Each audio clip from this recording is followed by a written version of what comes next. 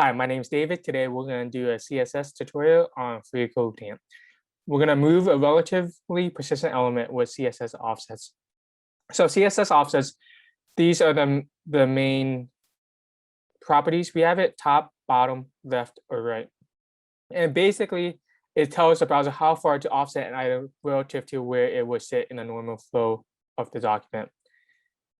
You're offsetting an element away from a given spot, which moves the element away from the reference side, effectively the opposite. So that's how you want to think of it. It moves opposite. If you wanted to move down, you can offset it by the top. And if you wanted to move right, you offset it by the left. So for this exercise, we want to use CSS offsets to move the H2 15 pixels to the right and 10 pixels up. So we want to look at H2 and H2. And the key here, we also have to use persistent relative, or if it's static, it's not going to do anything. And it's only going to move this H2 element.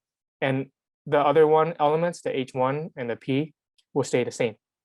So for this exercise, we want to move the H2 to the right. So we're going to offset it to the left. So left, colon, 15 pixels. And you see it moved to the right.